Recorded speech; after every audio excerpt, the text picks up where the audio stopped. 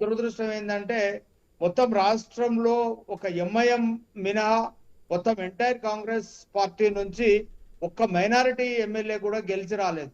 అట్లని టికెట్ల పంపకంలో ఏదైనా అవకతవకలు లేకపోతే ఒక పార్షాలిటీ జరిగి మైనారిటీ వర్గాన్ని దూరం పెట్టారా అని కనుక మనం అనుకుంటే అట్లాంటిది ఏం జరగలేదు. షబ్బీర్ అలీ లాంటి కీలక నేతలు ఒక రకంగా ఓటమి చెందటంతో పదవులు కూడా కోల్పోయిన పరిస్థితి.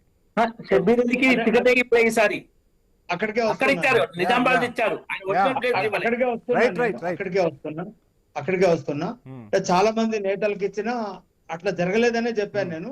కరీంనగర్ ఇట్లాంటి ప్లేస్లలో కూడా రేవంత్ రెడ్డి గారు కరీంనగర్ లో అబూబకర్ ఖాలిద్ అనేటువంటి అక్కడ పేరున్నటువంటి వ్యక్తికి ఆయన టికెట్ ఇవ్వాలని ప్రయత్నం చేసిన బీఫామ్ వచ్చిన తర్వాత ఆయన వెనక్కి వెళ్ళినటువంటి పరిస్థితిని మనం గమనించినాం. చాలా మంది ఎందుకో మైనారిటీ వర్గాల నుంచి సుముఖత చూపలేదు గెలవగలిగినటువంటి నియోజకవర్గాల్లో. దాని తర్వాత ఏం జరిగినటువంటి పరిణామాల్లో మనము అంటే సియాసత్ పత్రిక నుంచి ఆ మేనేజింగ్ డైరెక్టర్ ని ఒకరిని ఇవ్వాలని చెప్పి ఆయన పదవి అంటే నామినేటెడ్ అయినప్పటికీ తర్వాత కోర్టులో అది కాస్త అడ్డగించడం, తర్వాత డెఫినెట్ గా ఇక్కడ ఎంఐఎం అనేది ఒకటి ఉంటది. ఎవరు మైనారిటీలు ఉండాలి, వాళ్ళకి ఏ మేరకు ఉండే రాష్ట్ర ప్రభుత్వాలు అధికారాలు ఇవ్వాలి అనేటువంటి దాంట్లో ఖచ్చితంగా ఎంఐఎం అడుపులలో ఎప్పటికీ ఉంటాయి. అది మనం గమనించాల్సినటువంటి విషయం. ప్రభుత్వాలు ఏమున్నా కూడా ఏ ప్రభుత్వాలు ఉన్నా వాళ్ళు రిమోట్ లో నడుపుతారనేది నిర్వివాద అంశం. అట్లానే ఇప్పుడు చాలా కాలంగా ఇప్పుడు ఆమిర్ అలీ ఖాన్ సియాసత్ పత్రికకు సంబంధించి ఆయనను పక్కన పెట్టడంలో ఎంఐఎం పాత్ర ఉంటదని నేను అనుకుంటున్నా. ఎందుకంటే చాలా కాలంగా ఆయన ఆమిర్ అలీ ఖాన్ వాళ్ళు అంటే వాళ్ళ ఫ్యామిలీ వాళ్ళ నాన్న దగ్గర నుంచి ఎంఐఎం కు వ్యతిరేకంగా పనిచేసి ఓల్డ్ సిటీలో వాళ్ళు ఎంపీకి పోటీ చేసినటువంటి జాయద్ అలీ ఖాన్ గారు ఎంపీకి పోటీ చేసినటువంటి చరిత్ర. అయితే ఇప్పుడు ఎన్నికలు సమీపించిన తర్వాత ముస్లిం మైనారిటీలకు ప్రాతినిధ్యం లేనటువంటి సందర్భంలో ముఖ్యమంత్రి గారు 1,20,000 పైచులకు ఓట్లను ఆకర్షించడం, అట్లానే మైనారిటీలకు ప్రాధాన్యత అంటే మంత్రివర్గంలో తీసుకోవడానికి ఇదే సరైన సమయంగా ఆయన భావించినట్టుగా కనిపిస్తా ఉంది. ఇప్పుడు అంటే ఓటర్లు డిసైడ్ అయ్యేటువంటి టైం ఇది, ఇంకా చాలా తక్కువ సమయం ఉంది. కాబట్టి మైనారిటీ ప్రాతినిధ్యాన్ని లేకపోతే నాయకుడిని వాళ్ళ దగ్గర పంపేటప్పుడు మంత్రిగా పంపితే బాగుంటది అనేటువంటి ఉద్దేశంతో ఖచ్చితమైనటువంటి ఒక అంచనాతో అజరుద్దీన్ కి మనకు మంత్రి పదవి లభించినట్టుగా నేను అనుకుంటున్నా. డెఫినెట్ గా వంశీ గారు డిస్కస్ చేద్దాం సార్ మనం. రామరెడ్డి గారు, మొత్తంగా రేవంత్ రెడ్డి మంత్రివర్గ కూర్పును ఎలా చూస్తున్నారు? జూబ్లీ హిల్స్ ఎలక్షన్ ముందు అజరుద్దీన్ ని మంత్రివర్గంలోకి తీసుకున్నారు, ఎలా చూస్తున్నారు, ఏం చెప్తారు? కాంగ్రెస్ మొదటి నుంచి ఓటు బ్యాంక్ రాజకీయాలు, సంతుష్టి రాజకీయాలు చేస్తుంది. దేశ విభజన కాలం నుంచి కూడా స్వతంత్ర పోరాట టైంలో కూడా చేసింది చాలా.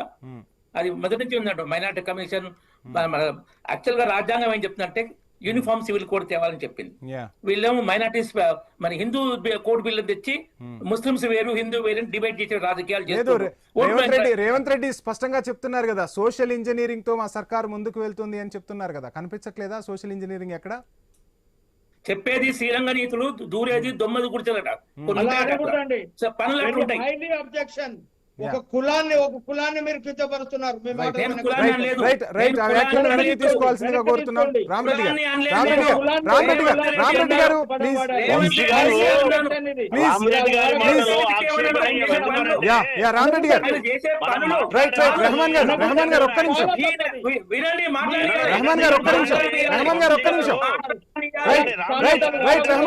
రెహమాన్ గారు ఒక్క నిమిషం.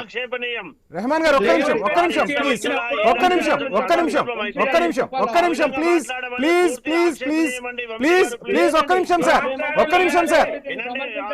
నిమిషం సార్. రామరెడ్డి గారు సార్ ప్లీజ్ ఒక్క నిమిషం.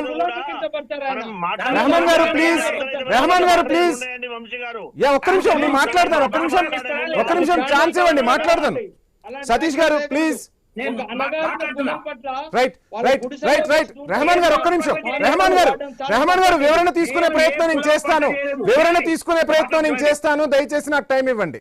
రామరెడ్డి గారు మొత్తంగా అది మొత్తంగా ఖచ్చితంగా మొత్తంగా అది సామెతే కావచ్చు, కానీ ఇటువంటి సందర్భాల్లో ఎక్కడా కూడా ఐ న్యూస్ ఆ సామెతలను కూడా ఎంకరేజ్ చేయదు. ఎవరి మనోభావాలు దెబ్బతినకుండా మనం డిబేట్ ను కంటిన్యూ చేయాల్సింది. దయచేసి ఆ వ్యాఖ్యలను వెనక్కి తీసుకోవాల్సిందిగా ఐ న్యూస్ మీకు విజ్ఞప్తి చేస్తుంది. రామరెడ్డి గారు ప్లీజ్. యా, రేవంత్ రెడ్డి ఈ నెల తీసుకుంటే 2000, వచ్చే నెల తీసుకుంటే 4000, డిసెంబర్ 9 నాడే మీకు అన్ని చేస్తా. రైట్ వాటి గురించి డిస్కస్ చేద్దాం, రాజకీయ విమర్శలు చేద్దాం, కానీ రాజకీయ విమర్శలు చేద్దాం. రామరెడ్డి గారు ప్లీజ్ ఆ వ్యాఖ్యలను ఒకసారి వెనక్కి తీసుకున్నామని చెప్పండి. రైట్. తెలంగాణ సామెత ఏ వర్గాన్ని అనలేదు, ఏ కులాన్ని అనలేదు. రేవంత్ రెడ్డి తెలంగాణ ప్రజలు రైట్ ఆ వ్యాఖ్యలు ఒకసారి వెనక్కి తీసుకోండి. ఐ న్యూస్ ఎప్పుడు కూడా యాక్సెప్ట్ చేయదు ఇటువంటివి. దయచేసి రామరెడ్డి గారు ప్లీజ్ మనం డిబేట్ కంటిన్యూ చేద్దాం, ప్రజలందరూ చూస్తూ ఉన్నారు. రైట్ ఒక్క నిమిషం రామరెడ్డి గారు ప్లీజ్ ఆ వ్యాఖ్యలు ఒకసారి వెనక్కి తీసుకొని మనం డిబేట్ కంటిన్యూ చేద్దాం. యా ప్లీజ్ కంటిన్యూ రామరెడ్డి గారు. ప్లీజ్ కంటిన్యూ రామరెడ్డి గారు, ప్లీజ్ కంటిన్యూ. రేవంత్ రెడ్డి చేసే పనులు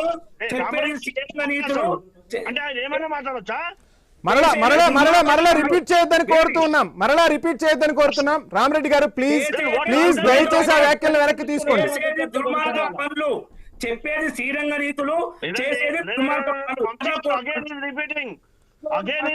రైట్ షార్ట్ బ్రేక్ తీసుకుందాం.